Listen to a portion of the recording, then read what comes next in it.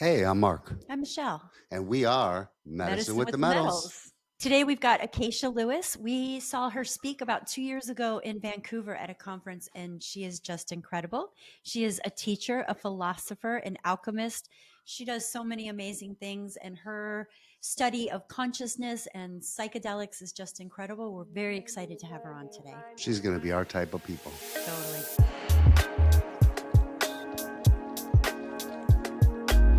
A little bit about myself. I'm a researcher, I'm a teacher, I'm a mushroom explorer. And, I've been teaching about cultural anthropology in the mushroom arena for a little over 6 years now, starting with my teacher, Kalindi, who invited me to lecture in 2018. And I've been a lecturer ever since at many colleges and universities across the United States and abroad as well.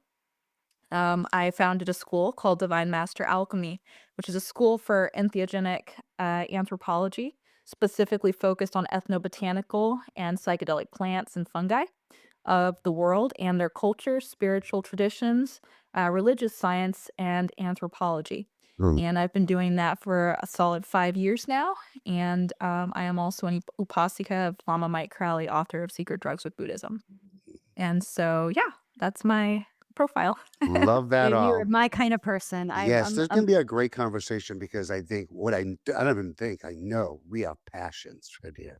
Passion, passion, passion. This is our lives, right, Michelle? Absolutely, absolutely. We love this. We were so excited when we saw you speaking in Vancouver, and then when I learned that who you had studied under, and after watching many of his videos, and just incredible. So let's start with your name, because most would think maybe your parents had some psychedelic experiences. So let's talk about your name and then what brought you to entheogens in the first place. Hmm.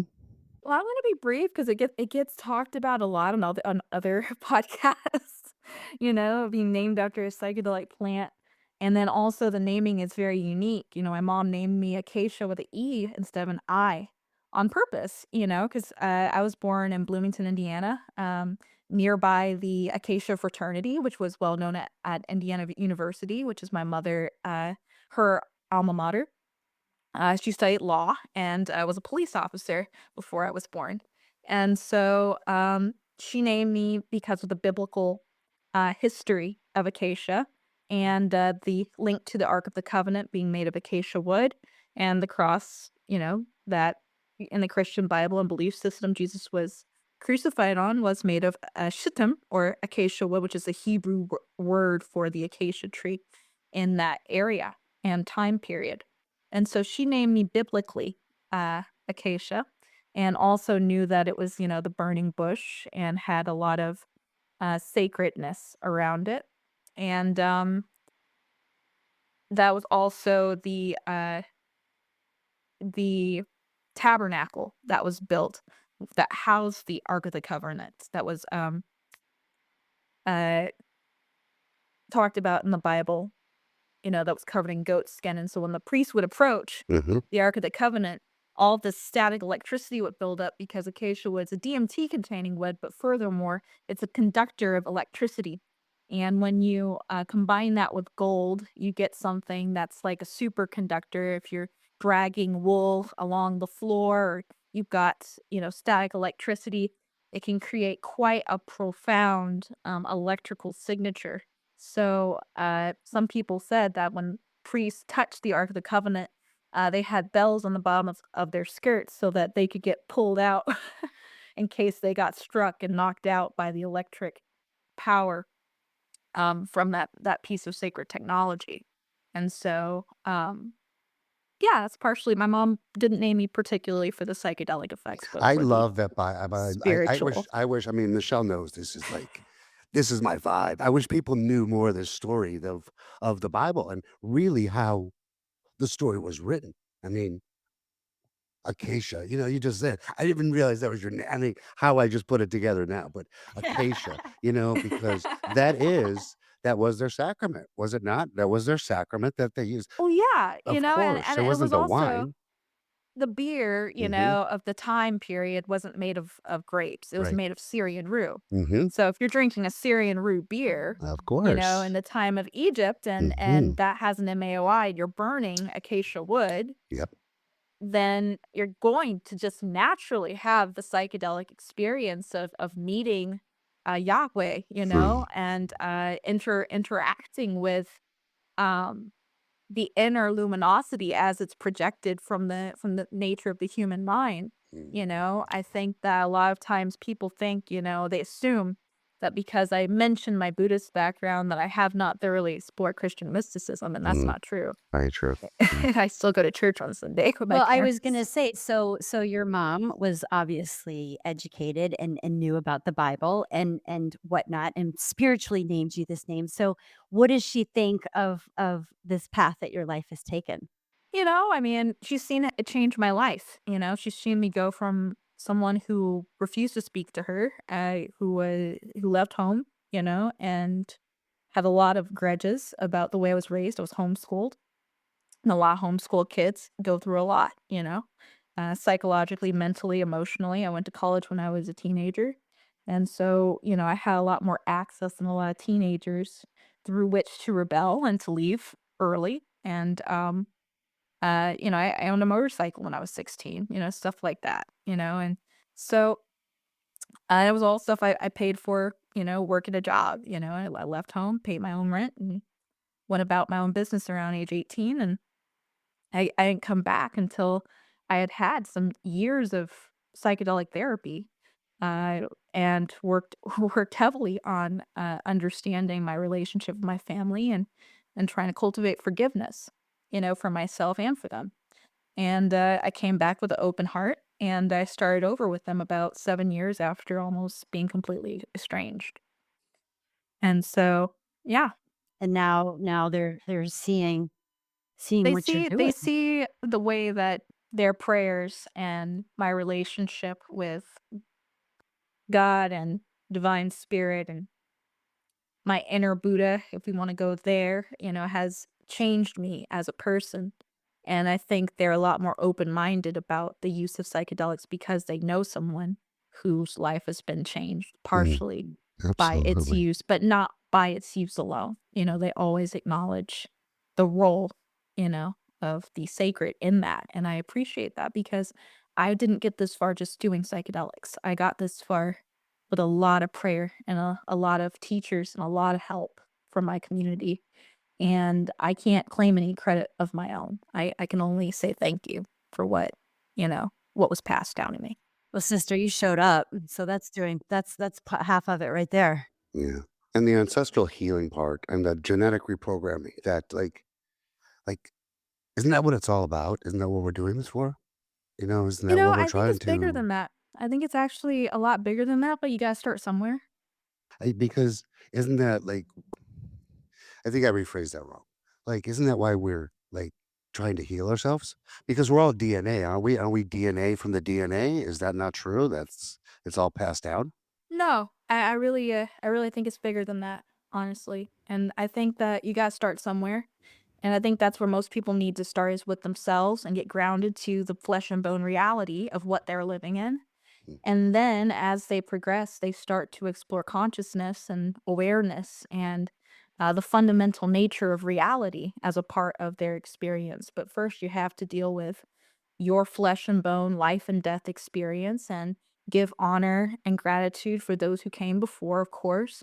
But I do believe that the sacred mushroom has been used in ritual to understand the mystery of the nature of awareness and death, life, and rebirth and reincarnation as well. I think that there's a lot of uh, different belief systems around you live and you die that come out of the mushroom experience, namely one, from Egypt, another, in the Buddhist context, another in the Aztec context, all that deal with this underworld notion, this notion that the ancestors aren't dead, they're somewhere, and they can be communicated with through the use of the sacred mushroom and through overcoming the ego or the fear body that a lot of people have when they start working with mushrooms. And I think that most people who think they know mushrooms from the Western dualistic kind of drugified, commodified way. They've never gone to a society where mushrooms are eaten as food for the people who are hungry.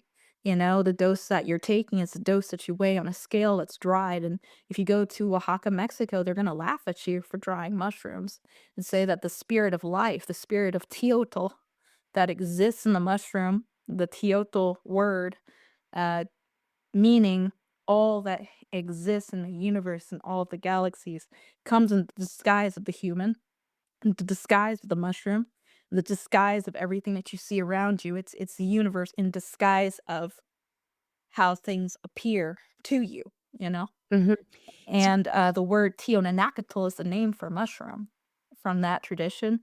And drying the mushroom takes away the life force energy, they say, from the psilocybin mushroom. And now I've had lots of strong dried mushrooms, but going to Oaxaca, it doesn't matter if you've done 20 or 30 grams in the United States. It's not a scale of measure comparable Mhm. to the mushrooms that are collected fresh in La Cienega and um, the areas of San Jose del Pacifico and San Mateo de Hondo, the Ozoltepecas. There's no comparison that we have in the United States of a Yeah. mushroom beyond the PNW Azzies, really, I think. There's no comparison from Western to indigenous by far. It's just of completely anything, I different. think. Western is indigenous. I Yeah. just think the attitude we have about it is one that's conditioned by Gordon R. Wasson and the people of the 1960s who were desperately trying to find a place for the mushroom inside of the counterculture. And in the process of trying to create a access point for Americans to have this psychedelic experience and have fun and explore and be spiritual and do all the things, a lot was lost in translation about dosing and such. We got hung up on numbers, and the truth is, you can't boil down a whole universe of experience down to numbers.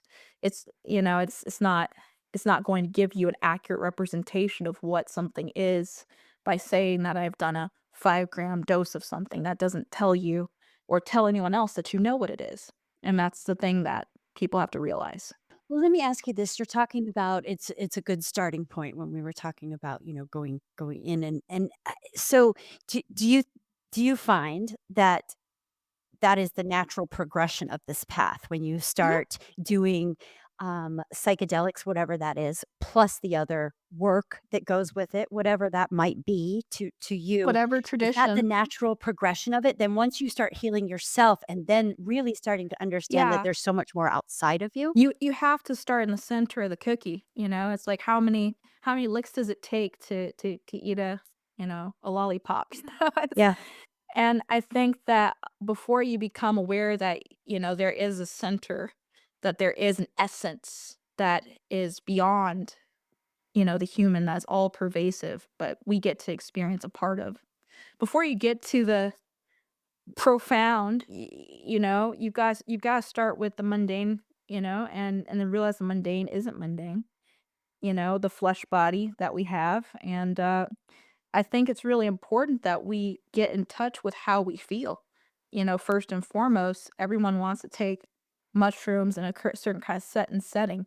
And I think that the biggest thing that we miss is the set and setting of the inside of our bodies, is really getting in touch with how we feel and on the mushroom, because how we feel on the mushroom is indicative of an inner universe that we are completely unfamiliar with. And you can see through so many channels inside of the body when you take the mushroom, but if you don't know what you're seeing, you could easily just mistake it for a hallucination, because that's what Western psychologists are calling the psychedelic experience with mushrooms, is a hallucinatory drug. And so the problem with Westerners that I find is that we have this mountain of meta programming to overcome, Mhm. of what we've been told the psychedelic experience is by people who are not qualified to tell us Mm. what it is. Right. 250 years of psychology is not adequate to explain 3 to 17,000 years worth of psychedelic experience by indigenous traditions. Very true. Very true. Well, how did you get to this point? How did you get to your first psychedelic experience? And I know it's not all about the psychedelic experience. I mean, there's so much more to it than that, but was that the start? Well, the first psychedelic experience I had was trying to figure out why my mom was on her knees praying for 4 hours a day for me. Mm.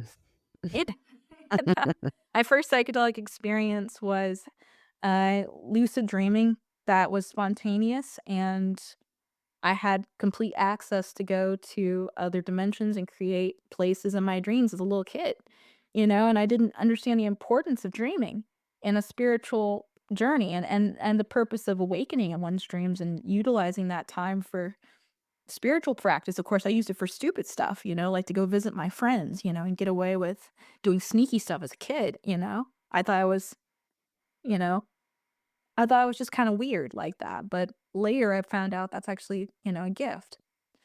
But if you don't understand the context, then a gift becomes a curse very easily if you don't appreciate it or know where it comes from. And Very true. It's all about and your the perception. problem I find with trying to explain to people how I came across psychedelics is that a lot of people wait until things get really bad before they get there, and I was one of those people who waited until, I was ready to kill myself before I decided to get to know myself, and know my own sacred value and know who I am. And I can say I know who I am, and I respect other people more because of it, and if knowing who you are doesn't make you respect others, then I'd say that you haven't discovered yourself yet, Very true. Mm.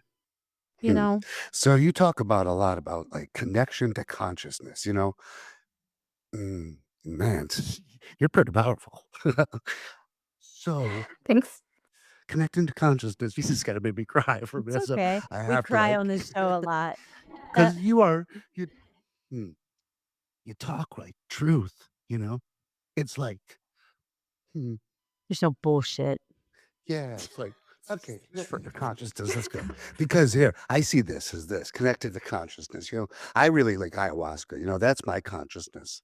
Now, I can connect really good to consciousness on ayahuasca. It's really difficult for me to connect to my consciousness on psilocybin. Psilocybin gets a little scary for me, even though me and Michelle are really, really deep and big into the psilocybin space.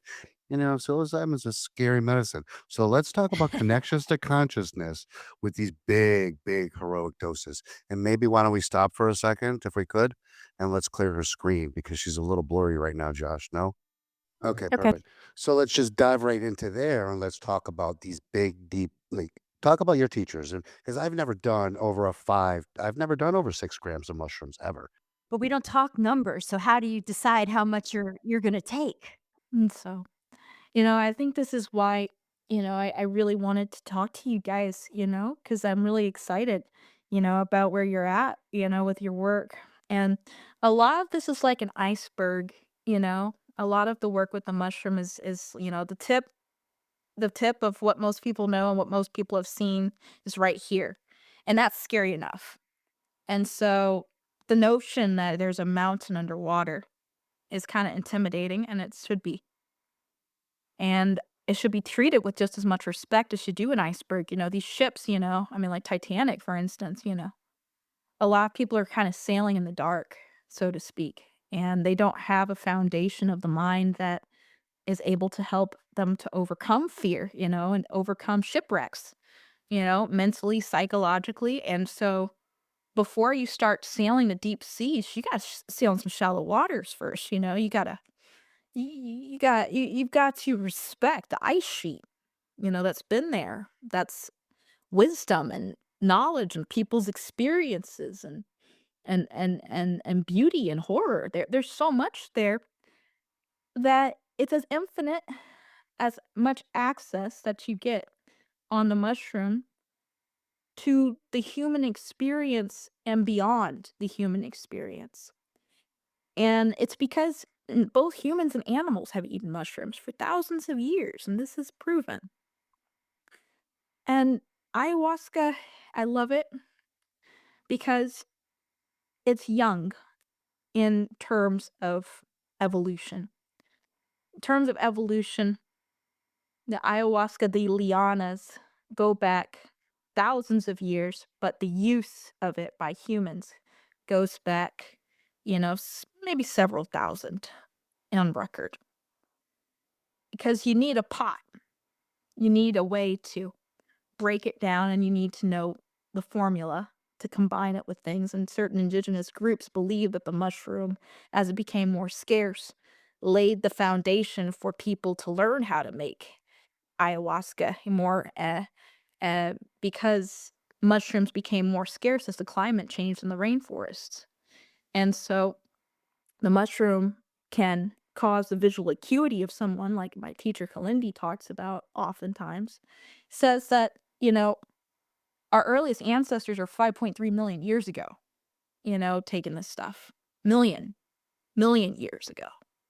Pygmies in Africa, in the trees, coming down and seeing these dinner plate sized mushroom in the savannah of Africa and utilizing it to avoid getting eaten by all sorts of megafauna that existed, in that time.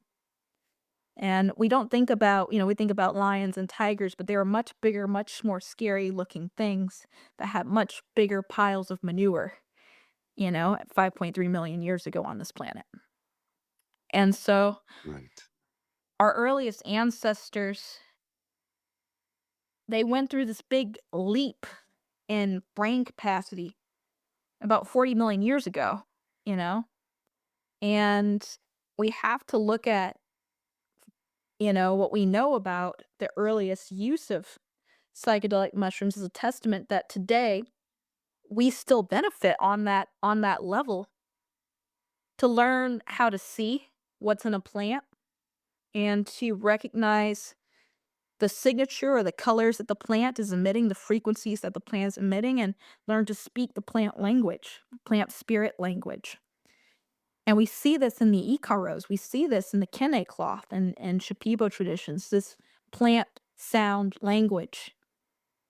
And we have to respect that these languages are not two-dimensional, they're fifth-dimensional languages that take you to healing places that these plants have so intelligently created from thousands and thousands of experiences of working with the human body, that they've become master surgeons and master metaphysicians.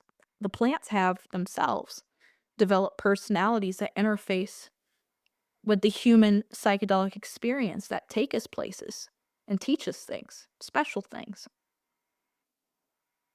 And so the mushroom being the first and the oldest of the classical serotoninogenic psychedelic plants that human beings on this planet would have had access to, we have to realize it knows our brains. It knows.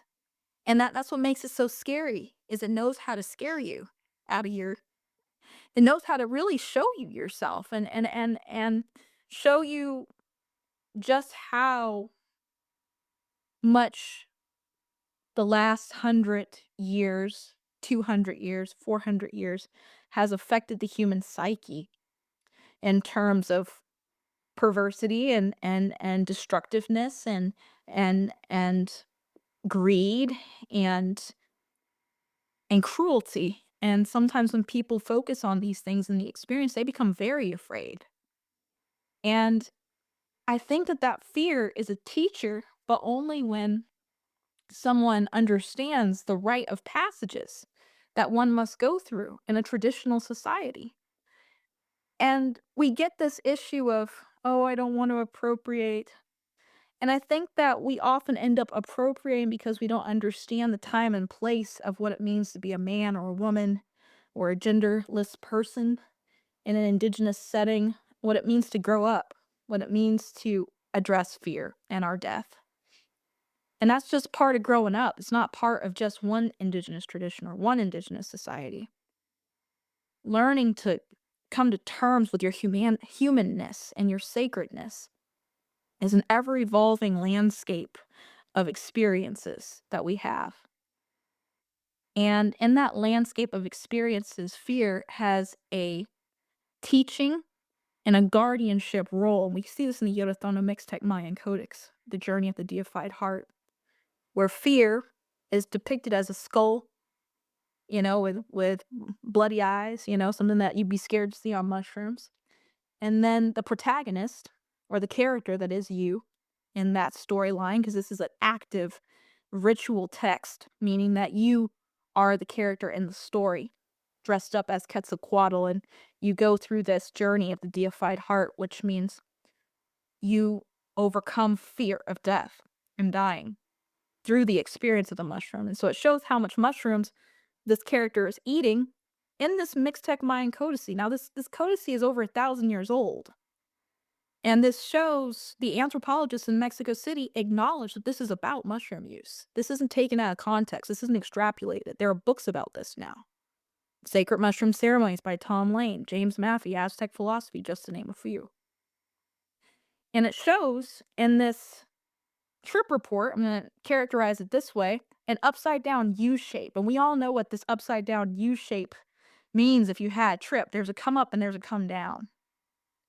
And so in order to reach the highest point of the come up, there's a task that must be done that not many people in the West are preparing themselves mentally to overcome.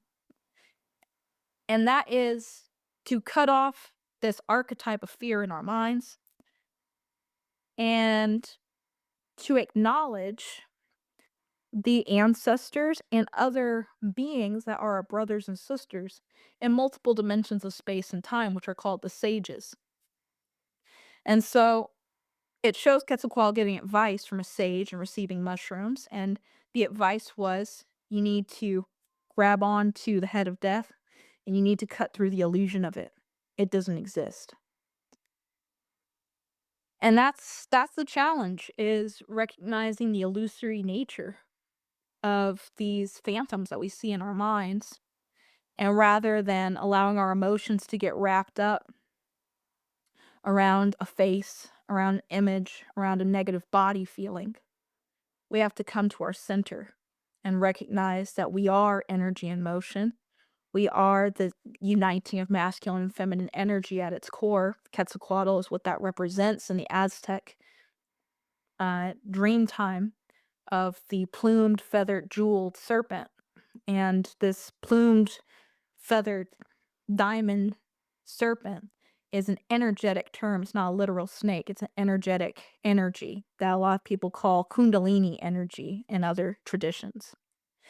But you'll feel it.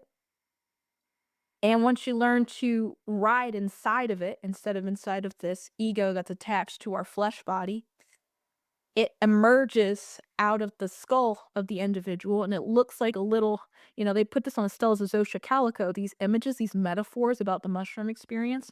It shows the little mushroom warrior inside of the dress of Quetzalcoatl, inside of the skull, coming out of the mouth of the skull, showing how breath is sacred, showing how that in itself, that energy, when it escapes through the breath, is able to travel beyond the flesh body, beyond the death body that we get so attached to and so scared to lose. Shows you that you can't die. And so it gives you this overwhelming compassion for people who are scared and people who are dying and people who are yet to be born even. And in that non-flesh body, that's when you leave your room and you're no longer in your bedroom tripping and you're no longer sitting in your bed, locked in your body, wondering with thoughts rattling around your skull. All of that energy gets concentrated and then you're able to go out and meet your lineage and meet your elders and talk with people who aren't in the same room, who are very much alive, and some who are very much dead. And have real conversations with these people that you can't just make up psychologically, that you can't just explain away. And that's what scares people about the high dose experience, because they don't Have have you the have you been to that experience before? Have you had that many, many interaction times. before? Many, many times. I went to Mexico and Hmm, lived in the cloud forest for over 5 years, working with the Zapotec descendants, hmm. eating the sacred I mushroom think with the that's honey. so cool. Yeah. Hmm, Yeah. so cool. It's an Can honor. you talk to us a little bit about I mean, I wanna ask you so many questions right now. I don't know where to start. Let Give me your thoughts on death. I mean, you're not afraid of death, right? I'm a I've done a human. Of lot of course I'm afraid psychedelics, of and I'm death. still afraid. Of, cour- of course I'm afraid of death. I'm a I'm human. terrified of it. And And you know like what? That is so odd because I'm not. I saw death in an ayahuasca experience and I felt it. I don't think I'm afraid of death. I think I respect it, but I can just end there. But go ahead. and so I'm going to talk about this because when we I say guess I fear, see death. I want to be very clear with you that I don't mean some kind of mundane like childlike fear. I mean respect. I respect death. I respect my walk in this life, and I respect the preciousness of how difficult it is to obtain a human body and how easy it is to destroy. Mm. And Somebody that's said once part to us, of death is the prize, right? Isn't death the prize? Could it be? I don't really feel like it's a prize at all, you know? I feel like in my Buddhist practice, that's where, we meditate on the impermanent nature of, you know, our friends, our joys, our possessions, things that will inevitably transform into something new. And I think that a lot of people get hung up on trying to figure out the easy answer for this experience that we're having here, and they get hung up on what makes them feel good in the moment, you know? And I think death is one of those things that we have to learn to be grateful for not being uh, already on the other side. We have to give thanks for not being born in an animal's body because the human has this special ability to be able to experience death over and over and over again without dying. And once you're in that space of gratitude for what it is, then you're no longer like it's a prize. It's just reality. And you respect it enough to live in a right way and to care for others in a right way rather than getting obsessed with the focus, the hyper focus on the prize being death. Once you understand the prize that what you're experiencing is, you don't end up getting pulled into trying to escape the construct by hyper analyzing the extremes of life. The extreme of life is death. And so it seems beautiful, it seems colorful, but it distracts you very much from being present. It distracts you very much from being grateful. And being present and grateful are two of the foundational aspects of wisdom in this life. And it can open so many doors for you. It's so ridiculous because you find out that life is kind of illusory. It's going to change, and death is kind of illusory. It's going to change. And so they become equivalent, and you live life dyingly. You don't live life avoiding death, and you don't live life chasing death. You live life in equanimity, and you develop that equal view. And that's partially why I think, Buddhist practice is a marvelous tool for psychedelic, whatever you want to call it, integration, making sense of this mind that we have. And It's it likes it likes to fixate on things, and it likes to fabricate It what it does. thinks It's a about computer of things. fixation. And It, that's it that's sure does. why I It's crazy, think isn't it? The mind. I think that developing a foundation of a stable mind should be a prerequisite to people who want to take high doses. And I think that having a stable mind is underrated because we like to make up in our heads that we think we know what the mind is, based on Western psychology, and that hubris and that pride is what limits us from getting to experience the peace of mind and the inconceivable, unholdable, incomprehensible power of mind that exists, that is compassionate and loving. And we want to associate that with altered states, but the truth is, it's the original altered state. It's the one that you got when you were born. And it's the one that you're going to go into when you die. And it's the one that you forget about in between. And so if you practice meditation through practicing certain kinds of meditation, you can remember anytime you want to that this love and compassion nature that is pure before all the experiences that you had, that laid on top of it all these bricks of bitterness and of knowledge and of anger and frustration and confusion, that makes you think of the mind as a crazy place. When you start to get down to the foundation and you stop exaggerating the ground, you can build anything you want on top of that ground. But understanding that when you die, the pure primordial state is all that exists. And in between are our fixations and creations and our artistic expression of it comes through our lived experiences. And it's kind of like a dream in that way. It And truly is. so, you So know, we're in a really interesting time right now, aren't we? Though in the States, aren't we in a very unique, interesting time with psychedelics, plant medicines? Um, we have some pretty interesting people that have joined politics lately with Kennedy and with Musk. And I think that the younger generation is really all about this. I don't know, good or bad, but where do you see all this going? well, Where would you well, like to see it go? Mhm. I would like to see all beings be liberated from suffering. That's what I would like to see. Me too. And so we've got to transform ourselves into bodhisattvas. We've got to transform ourselves into compassionate, wise beings. That's it. And I think that the younger generation is going to want to know what the older generation knows about cultivating peace in such chaos.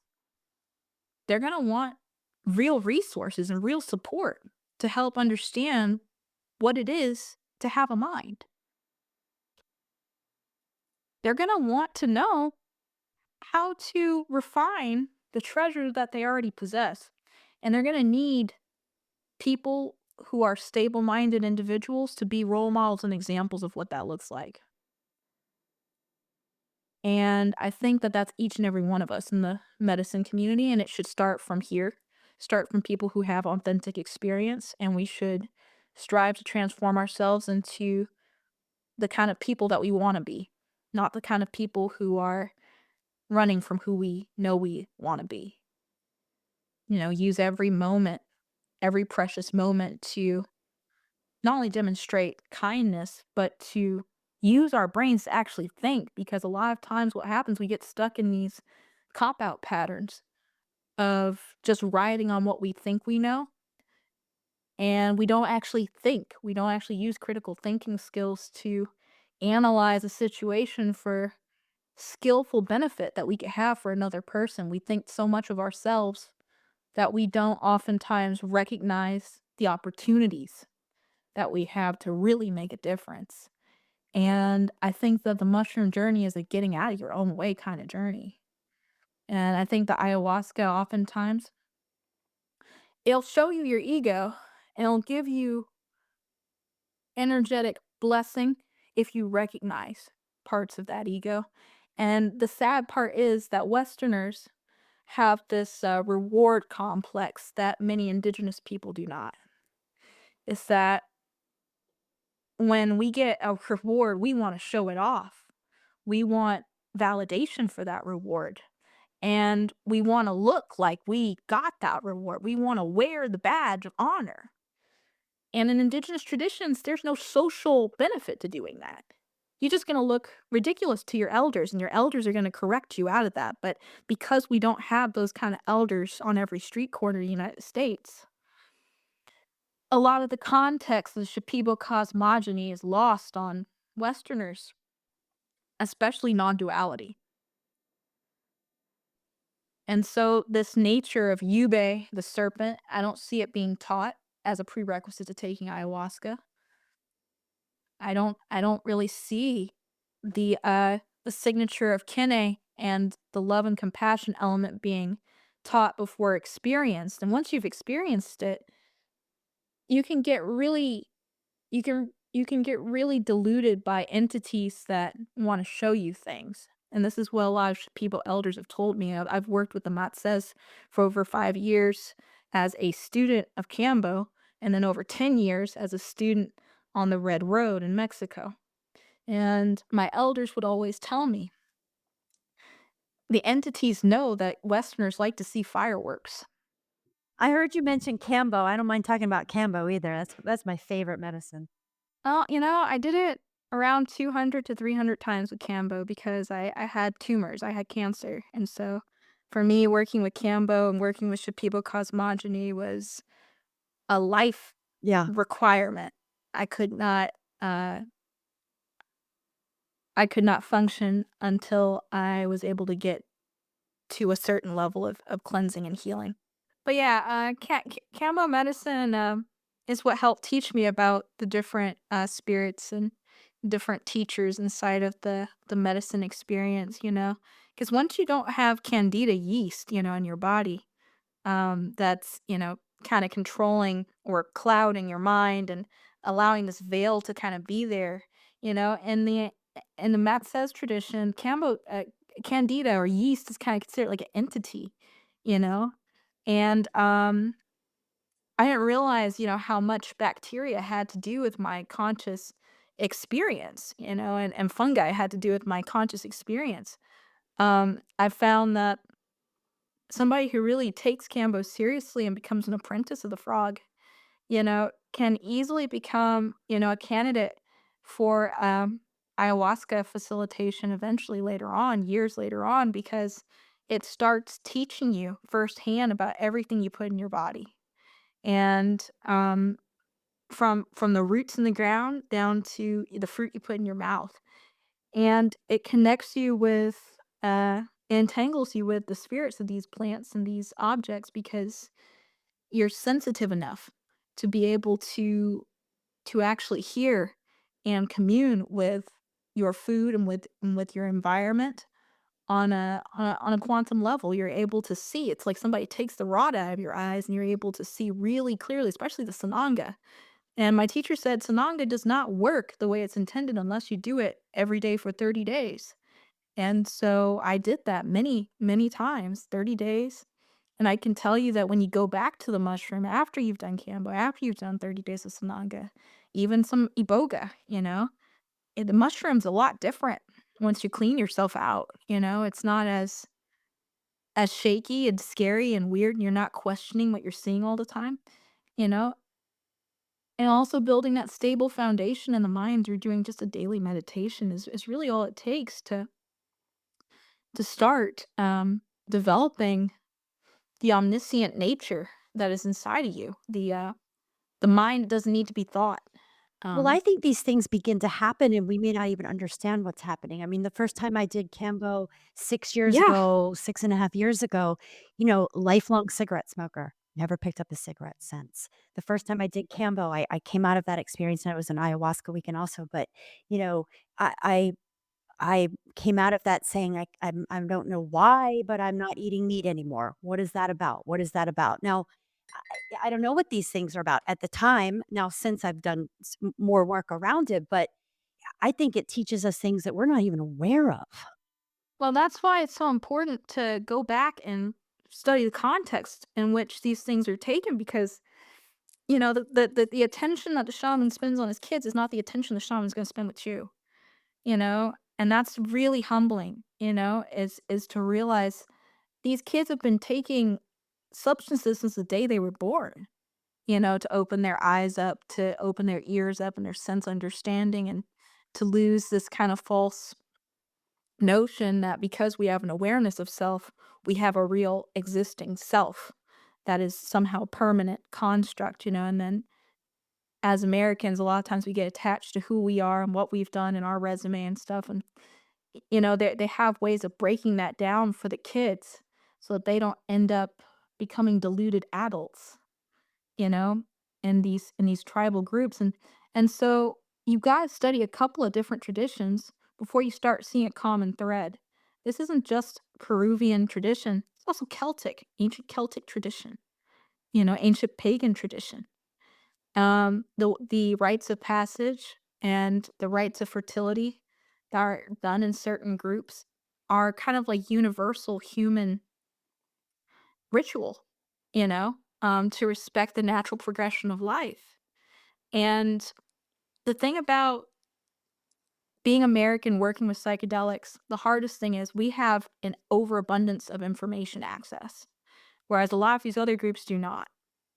And so we've got to use our privilege to develop our knowledge of what it means when these things happen, what it means when you stop wanting to eat meat, what it means when you don't want to harm your body or harm another sentient being anymore. And once you learn the significance and what place it has, you can stop thinking about it as weird or as a coincidence, and start really appreciating that. Some of the teachings that came down thousands of years ago were directly given to you, directly mouth to ear from the medicine spirit to you, the way that it was thousands of years ago. And now it's not to get a big head about it, but it's so that you can appreciate that, yeah, you are doing the right thing. Yes, you are evolving. Yes, you are going somewhere. And no, it's not just a trip. You are getting something out of it that's going to make a lasting impact on your life and the lives of those around you. And there's no reason why you should have to try to fit into what everyone else is doing to feel good about yourself, I do. you know? It's like you get the messages, and are you gonna listen or not? I'm choosing to listen. Yeah. Mhm. And life gets kind of boring just doing the same thing. So, I think we just keep evolving. I mean, well, at least that's why I'm here. I just want to keep learning and keep evolving, keep knowing, Remain teachable. keep sharing. I mean, this is I think this is a pretty cool path. There's like things we can do, that other ways we can go to heal ourselves. But I think this is a catalyst. Psychedelics is really like shakes you up. I mean, this isn't something we sit around and do every day. We get our shake up, we learn our lesson, and hmm, we try to live different. Yeah, and I guess I really wanna see people, who have been shaken up, make a concerted life effort to choose to live in such a way where it no longer becomes being shaken up anymore, And, I can say that, I feel that way about my own experiences, over the last couple of years, especially since I've really been going to silent retreats, really doing fasting, 50 days here, 30 days here, 16 days here, you know? You get to a point where the mushroom becomes a catalyst for the benefit of so many other people outside of you because you're able to amplify your prayer. You're able to amplify your good intentions, and it doesn't just affect you anymore. Your intentions for all of humanity, your positive intentions, are really actually going to help people out. And that gives you such peace of mind to know that the goodwill that you have, may all sentient beings have happiness in the cause of happiness. May all sentient beings be free from suffering and the causes of suffering. May all sentient beings never be without supreme bliss, which is free from all suffering. May all sentient beings have great equanimity and be free from attachment and aversion.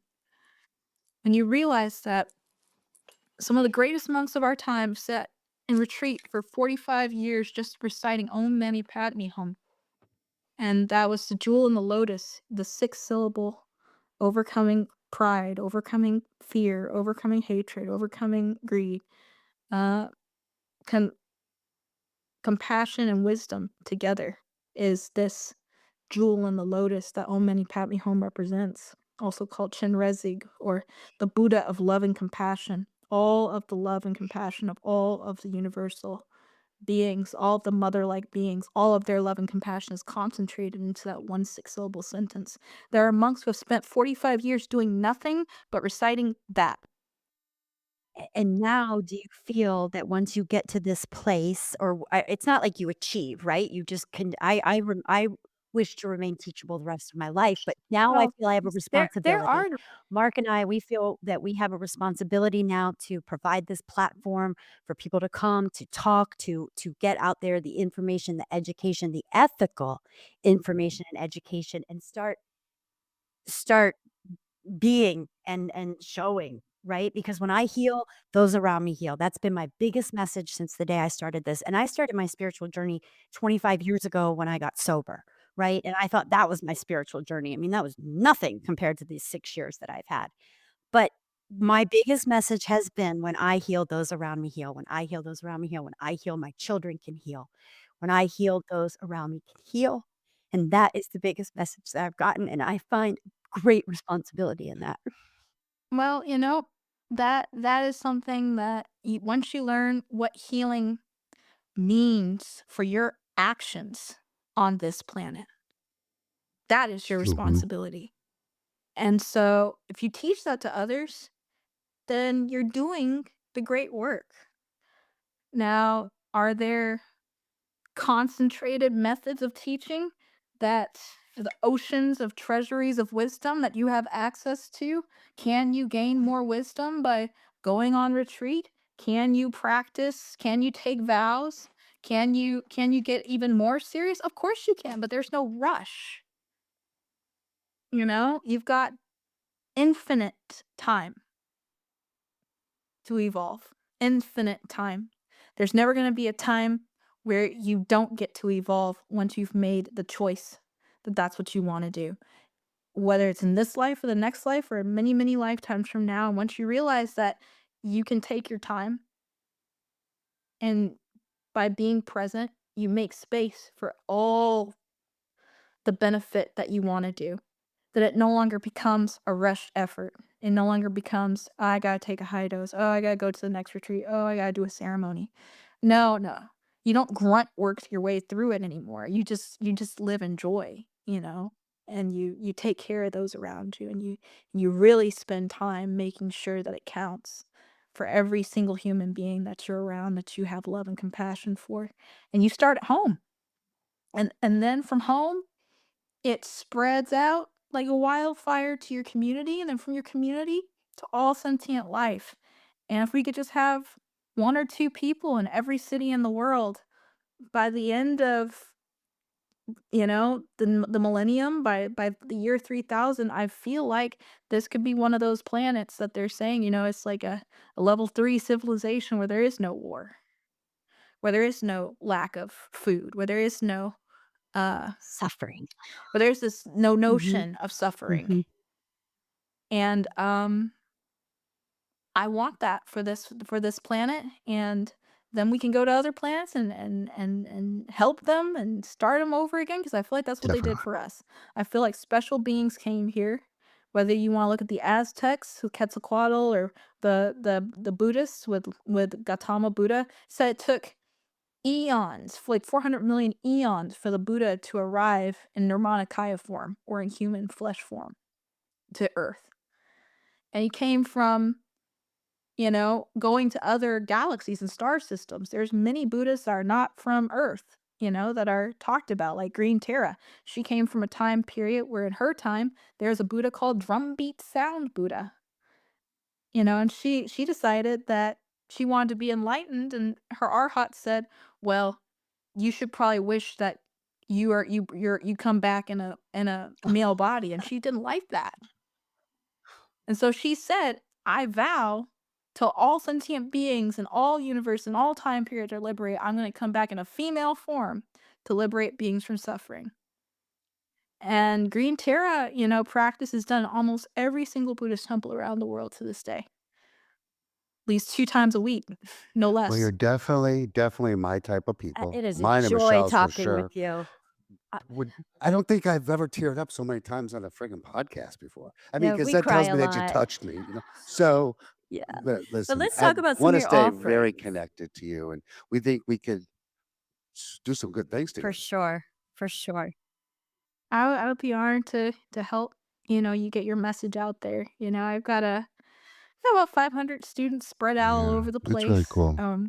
And oh Yeah, yeah, let's talk that's about right. your offering. If you guys want to take the Intro to Mushrooms course where I talk about Maria Sabina's story, how mushrooms came to the Would United love to. States, the philosophy. That's a free offering that anyone can get, and once you have that offering, then you'll get a discount code to take a full month-long 16-hour course on Aztec philosophy, and it'll take you all the way down through how to print out the Yototono Mixtec Codex, how to actually embody the form of Quetzalcoatl. If you want to walk in the footsteps of the ancients, as Tom Lane taught me to do, then that whole class has been recorded, and dozens and dozens of people have taken the class, and it's changed a Good lot old of Tom lives. Lane.